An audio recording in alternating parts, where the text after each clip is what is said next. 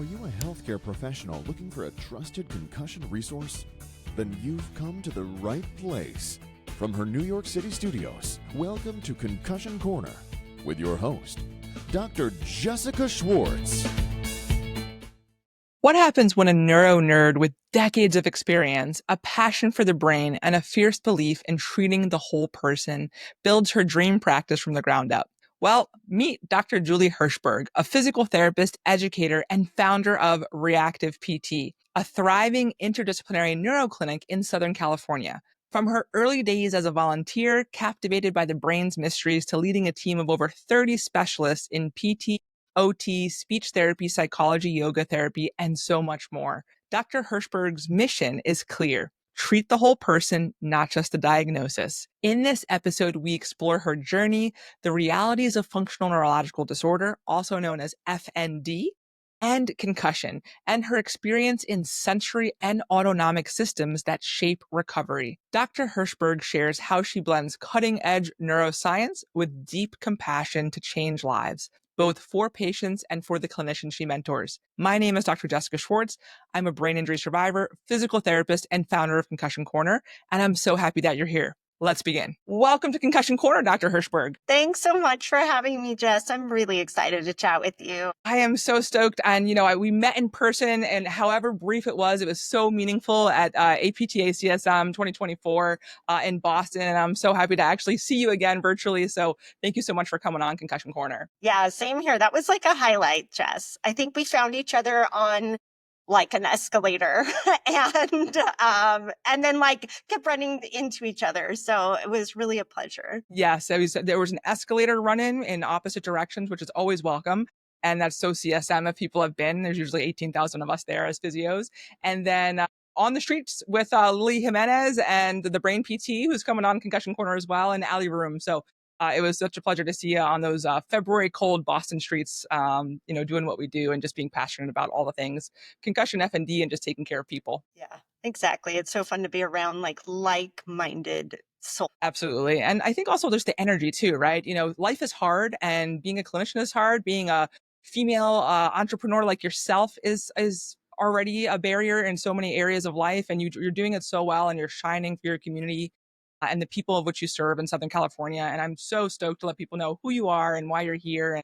So let's kick it off with a little bit about kind of your early journey of, going into physical therapy, and then how you've kind of end up into this taking care of people really, really well space over at Reactive PT. Yeah, gosh, it's a long journey at this point because I've been a PT for 23 years and always loved neuro stuff. I actually told a patient the other day who really loves the brain. And I was like, I find most other things quite boring, but the brain, always changing. There is some sort of curious thing about it every single day that baffles me and challenges me. So I knew that from the get-go. I honestly, even before I started PT school, just as a lowly volunteer. So yeah, and then I had the great privilege to do residency in neuro at USC and Rancho, and really just become one of those classic neuro nerds. I mean, I have brains in my bedroom at night. My kids and husband are always like, are we going to leave that school out? And I'm like, yes, we are. So get to teach at the University of Southern California, and that's neuropathology. So I get to teach about different disorders and differential diagnosis. And that's one of my really big loves, is just figuring out what's going on. And so I've been doing that for about 15 years now. And in the midst of that, had a couple of kids and really was looking for that way to do neuro as a clinician in a flexible way. And to be really honest, I'll keep this short. I was actually laid off from a job that I was working in an outpatient, but it was primarily orthopedics. And they literally said, we can't do neuro. It's too expensive. It's not really where we're going. It wasn't their vision. And I took that. I mean, I was devastated, but I took it as an opportunity of well, where am I going to do neuro? It didn't really exist. And that's where reactive was born. So like when someone tells me that you can't do things and I want to do them, Jess, I think you're probably the same way. It burns a little like fire in your soul to just be like, okay, I'm going to figure this out. We're going to do this. And I'm going to do it in a way that I can like still go to mommy and me classes with my kids if I want to. So that's where we started. It was just me and two little babies at home. My husband supporting me all the way. And there's such a need for neuro care that it grew very rapidly, and to the point where we are now, where we have over 30 people, PT, OT, speech therapy, psychology, neuropsychology, yoga therapy, personal trainers. I mean, one's leading a class right now that I can hear next door to me. And it's like the ultimate dream to work in a team setting. I'm literally living my dream. Fantastic. We just spoke with Jeff Moore over at the Institute of Clinical Excellence actually 2 days ago on the podcast. And it was the same thing. It's like, if you say we can't do it, then we're like, well, let's figure it out. So, and people told me the same with concussion. They're like, there's no money in brain injury, Jess, don't start another nonprofit and things like that. I'm like, well, there's such a need. And for me, you're doing such a phenomenal job treating patients. And I treat patients more as a consultation standpoint. Whereas I was like, I just want to educate healthcare professionals. And I was like, we're going to find a way. So it was very like, if you build it, they will come type thing. So we built a 24-week academy and here we are with full interdisciplinary. And again, it's the same, we're here for the patients. And again, my whole mantra over here is teach one, serve many. And you're doing that literally by touching lives of not only clinicians that I know you're building up beautifully in Southern California, but also the patients that you're serving. And they're so lucky to have you. So I'm so stoked to let people know what you do and how you do it and really open these conversations up with you. Yeah. Awesome. It's so like, again, like what an honor to be like in this virtual room with you to share time and space. Just like really like-minded. And you mentioned USC and, Amy Diaz is over there. I crossed paths with her also at CSM in 2024. And she's also just doing wonderful work with teaching the USC folks about concussion. So you're really just surrounded by a really all-star crew.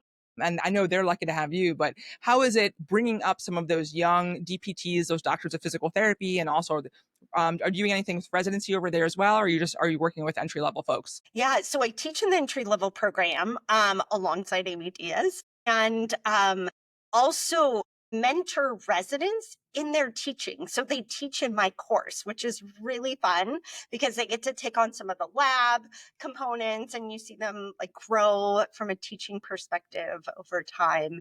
And they get to work, I think about like, this is a neuro course. Amy Diaz is a sports PT working on the field in the sports residency.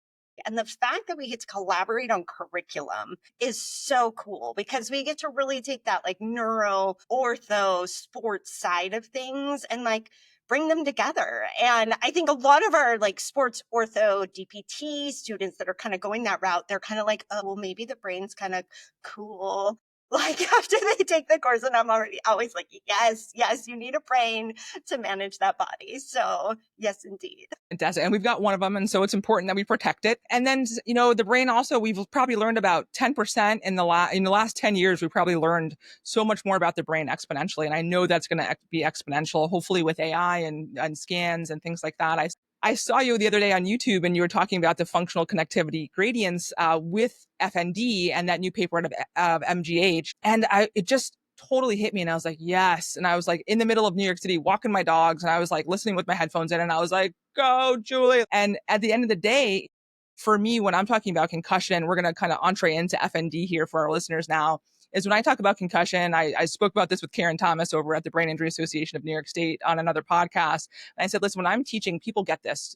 Students get it, patients get it, but it's like, has anyone, when I teach, I'm like, hey, has anyone dropped their phone in a toilet? Some people reluctantly raise their hand. Hopefully it was clean, but that's usually fresh water. Or if you drop it in a lake or the ocean. And if you drop it in the ocean, there's salt water associated with that. And that's kind of like that neurometabolic cascade that happens post-concussion, where that sodium kind of dumps in on the brain and then on those channels. So at the end of the day, we can't see it. We can't really scan it. We can look at some other things from a functional standpoint or fMRIs, but those are really for research based and don't really like deliver us function in the clinic. And then when you were talking about this article with such passion also, so we'll put it in the show notes so people can watch it as well. Talking about FND, it's so similar. So let's jump into it. Let's talk about it. What is FND? What is that in terms of, we'll talk about a little bit more of like a medical definition just to start, but I really want to know what you see in the clinic and what your clinicians are seeing and hearing subjectively, objectively, and what that really means to you, and how this is real in 2025. Yeah, and certainly a hot topic. So starting off for folks, I talk to people all the time who've never heard of it, right? So functional neurologic disorder, or FND, is a disorder just like the name says, where the functional connections in the brain have gone awry. And I think this is the first place people start acting weird. They're like, well, what does that mean? I'm so used to, a pinpoint lesion like you might see in a stroke or MS. Like, what does it mean to have functional connections go awry? And it turns out functional connections go awry in most neurologic disorders. In Parkinson's and MS and stroke and concussion and brain injury and ALS, this is a very common thing. But in functional neurologic disorder, that's all that is occurring. And now they have very clear positive clinical signs. And I think this is where the area of FND has really grown in the last 10 or 20 years. Is before it was just kind of like, we'll rule out other things, and if nothing matches, let's call it FND. Or in the past, if we go way back to when I was in school, they called it conversion disorder, because they didn't know what it was. And so it was really just like, well, it must be psychological then, which that's just all they knew, because we didn't have fMRI, like you said, right? We didn't have ways to look at these other connections. And so as that neuroscience has really caught up to what actually is happening in the brain, we better understand now it's not a purely psychological disorder. But if you were like me and trained 20 years ago, you learned that. And I actually treated it that way. Sometimes I feel kind of ashamed of that, but that's just what I knew. That's what we all knew. And quite frankly, it's still taught in some medical schools that way. And so there's a lot of unlearning that many of us have to do. And now we understand it as more of this complex network dysfunction involving many areas. So you talked about that gradient article, areas such as attention, emotional regulation, areas of self-agency, of having control of one's own movements, the balance between different networks, like the default mode network and the salience network. And these have come up again and again and again as areas that are indicated in FND as a network connectivity issue. So I think we're getting closer and closer beyond just positive clinical signs for FND to diagnostic measurements of that, right? As you said, a lot of it's just in the research right now, but it's moving forward. And that's pretty exciting, because I think more and more people will be able to understand and get clear positive diagnostic signs and tests for this. And now, a word from our sponsor. Did you know that sport helmets are rated on a 5-star system similar to cars? And the safest helmets have nothing to do with price, brand, or availability? Since 2011, Virginia Tech researchers have been providing unbiased helmet ratings that allow consumers to make informed decisions when purchasing helmets. The helmet ratings are the culmination of over a decade of research identifying which helmets best reduce concussion risk. This work is done as part of Virginia Tech's service mission and is 100% independent of any funding or influence from helmet manufacturers. Our mission at Concussion Corner is to expose you, the listener, to trusted spaces in the concussion arena that translate to clinic next day. Please visit the Virginia Tech Helmet Lab website in our show notes or at bit.ly/Virginia Tech Helmets and spread the word to aid in lowering concussion risk in your community. Thank you for tuning in, and let's begin the show. Yeah, and crossover, even just mentioning the default mode network there, we also have studies in the concussion realm, looking at default mode network connectivity issues after concussion, especially with persistent post-concussive symptoms. And, one of my shticks when I'm speaking or teaching is talking about, in absence of evidence, historically, we have alluded that patients are either, it's all in their head. It's a brain injury, but hello.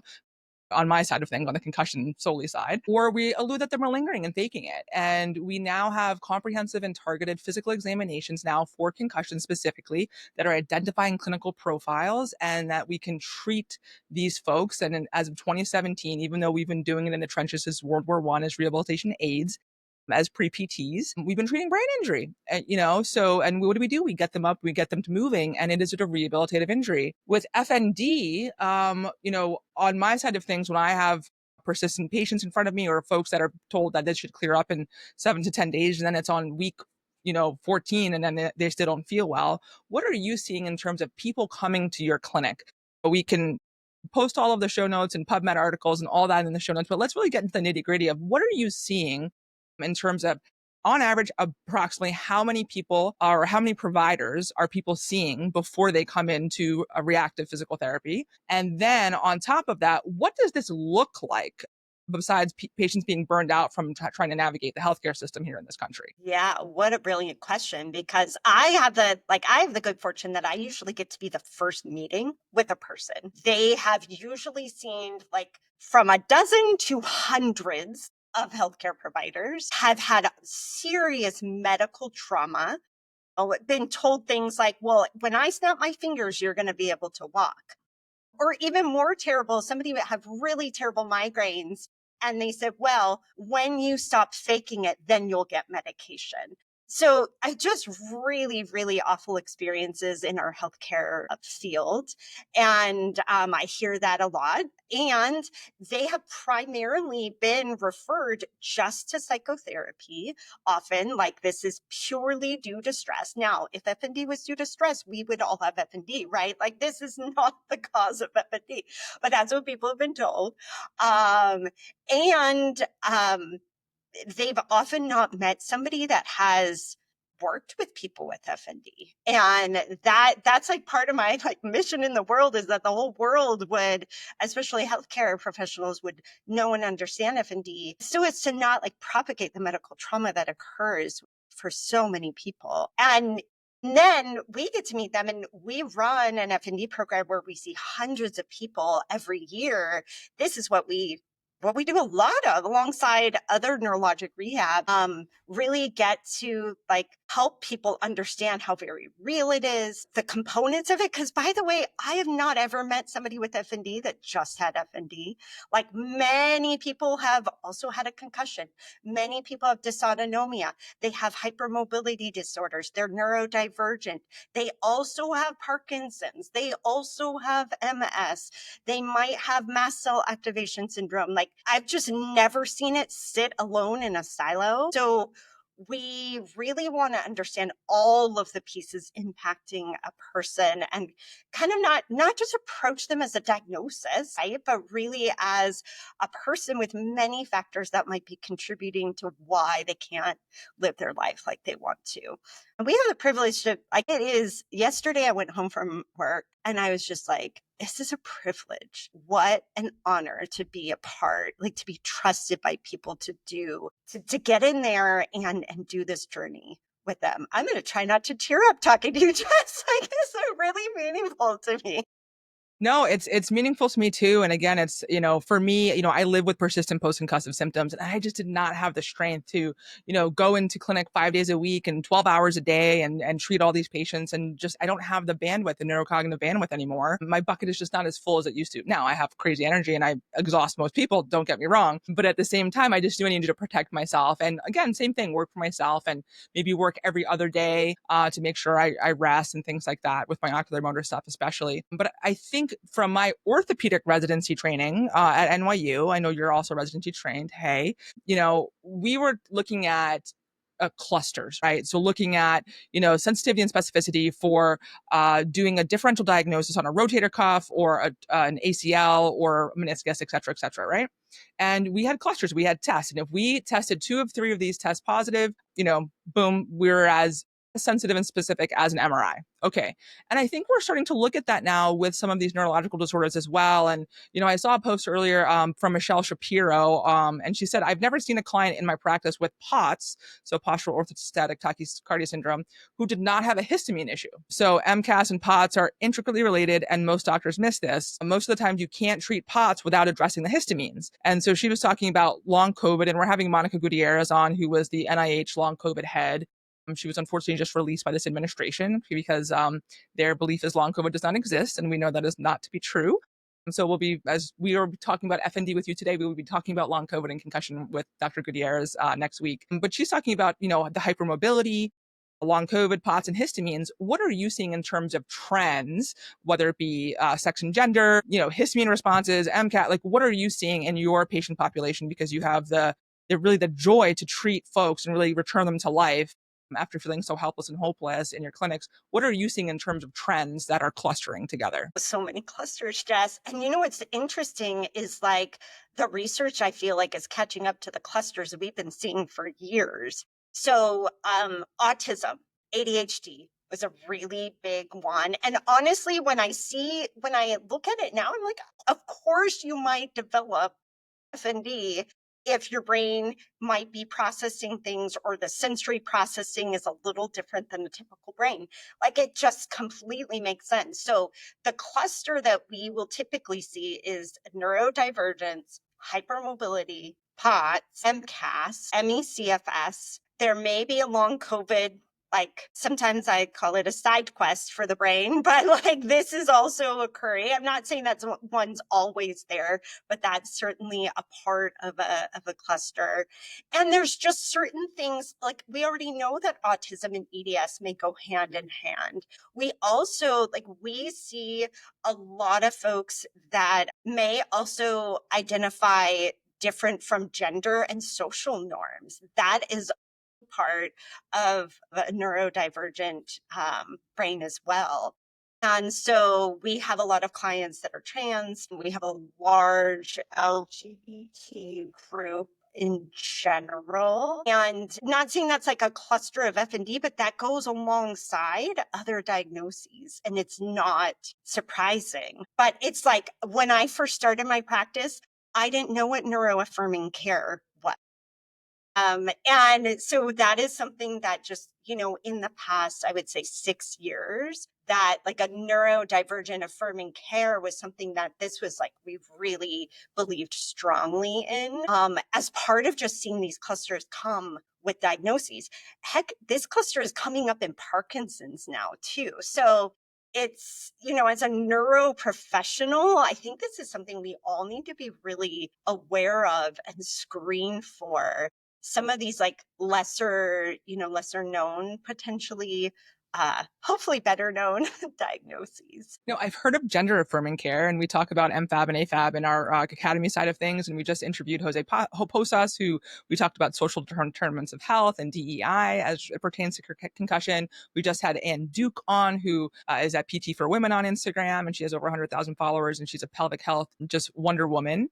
And we talked a lot about what you just talked about, but I've heard of a gender affirming care, but neuro-affirming care, I think, is new for a lot of folks. What does that mean as we wrap up this first podcast? Because I know we're going to leave people, leaning in on their seats, and we'll continue in part 2. Yeah. So this was a term that was really introduced to me by a psychologist and has grown quite a bit, to have care that's neurodiversity affirming.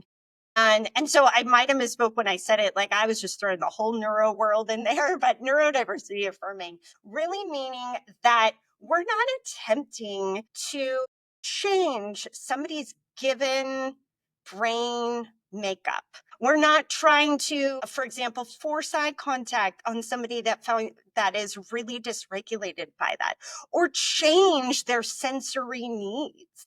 Instead, we're looking to understand those needs and help them build a life that meets those needs. I'm going to tell you just a really personal story as a part of this is a part of this whole evolution for myself is that my daughter was diagnosed with autism, and it came after like a complete autistic burnout. And while I've always worked with generally adults who might have autism, it wasn't something I was super aware of from like a family system standpoint. Actually, through the process and working with my daughter's own therapist, I've learned an incredible lot. And this is just where, like, it was actually her psychotherapist that really kind of brought me to that term of neurodiversity affirming care, because that's what I wanted for my daughter. And I think that's what every human deserves at their, like, in healthcare. That's amazing. And just brava and round of applause to you. I won't clap into the microphone because some of this is audio for people that are listening on Apple and Spotify. But folks on YouTube, just really brava on that conversation. At the end of the day, for me, my job is to allow healthcare professionals that are either 0 to 100 years out, PGY, and say like, hey, you know what? Concussion is real. This is not all in their head. And the number one thing that I preach is validating the patient's symptom profile. And I'll say it twice because it's that important. It's validating the patient's symptom profile in you. We have never scanned fake pain. If someone is experiencing something, that is real to them. Now, how we educate them, how we build a therapeutic alliance with them, that is a lot of EQ training, a lot of the training that you're doing by elevating your 30 folks that are working with and for you over at Reactive PT.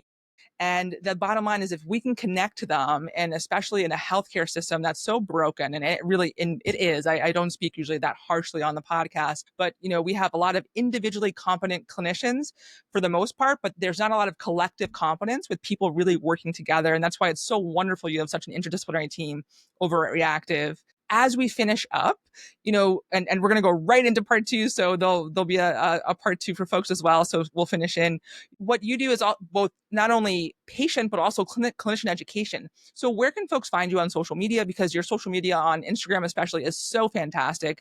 It's so high yield and it really just gets to the point. And you're really just doing such a great job of meeting people where they are, both patients and clinicians. And then what kind of courses are coming up for you and resources that we can all put in our show notes for you as well. Yeah, thank you. Reactive PT is our Instagram, and we share all of our free resources. Literally just did my topic this week was a whole article review on persistent post-concussion symptoms and FND. So find us there. You can sign up for our newsletter. Where I send out all of those articles and videos every week. And that's reactiveeducation.com is our clinician-centered site. You can download all of our free resources, watch our videos, all there. And we're hosting our weekend courses. We do 2 every year. We're in Kentucky, and we host one at home this year. So that's on our Reactive Education site as well. And then we create resources that are for patients too. So those are all on our Reactive PT site. So you can share those with patients. And we actually have we have a whole membership for patients with FND, for example. It's probably one of my favorite things in the world, but it's an international community of people with FND that we do education and exercise classes and mind body classes for every single week. So that's been a really great resource to share with clinicians who are just looking for support for their patients. So that's available on our Reactive PT website too. I did not know that. And I'm going to actually let all of our students know. We've been in 39 states and 6 countries, and I'm going to make sure we put that out. So our folks, as we're just coming back online next week, I had to take a year off. Very similar, burnout is a real thing. And I had a sick parent. And I'm so happy to be back. I'm so happy to be going bi-directionally with you and this energy and just really being able to serve the patients that really need it most. So just thank you so much for coming on. We are going to continue this talk with part 2. And we'll make sure to put all of those links for everyone in the show notes. Thank you so much, Julie, for coming on. Thanks, Jess. That's a wrap on today's conversation with Dr. Julie Hershberg, founder of Reactive PT and Reactive Education. Dr. Hershberg's work is a masterclass in whole person rehabilitation, bridging neuroscience, sensory, and autonomic expertise, and compassionate care for people navigating concussion, functional neurological disorder, also known as FND, and complex neurological conditions. If you want to learn more about Dr. Hershberg's clinic or her education programs, visit reactivept.com for the clinic side of things and reactiveeducation.com for the clinical education side of things. You'll find resources, courses, and mentorship opportunities for clinicians passionate about serving complex neurology populations. Here at Concussion Corner Academy, our mission is to equip healthcare professionals with the tools, knowledge, and compassion to lead in concussion care. If today's episode inspired you, share it with a colleague, subscribe to the Concussion Corner podcast on our new YouTube channel, Apple Podcasts, or Spotify, and leave us a rating and review. It truly helps us amplify these important conversations. And if you're ready to deepen your concussion expertise, join our global classroom through Concussion the Patient Rehabilitation Journey Part 1 or 2, or both, and enroll anytime and learn from our world-class interdisciplinary faculty at concussioncorner.org. Until next time, stay curious, keep learning, and always lead with compassion. Thanks so much for being a part of our Teach One, Serve Many community. Take care. Thank you for listening to the Concussion Corner, hosted by Dr. Jessica Schwartz. The information in this podcast is for entertainment purposes only and not to be used as personal medical advice. Don't forget to follow us on social media on Facebook, Instagram, Twitter, and YouTube at Concussion Corner.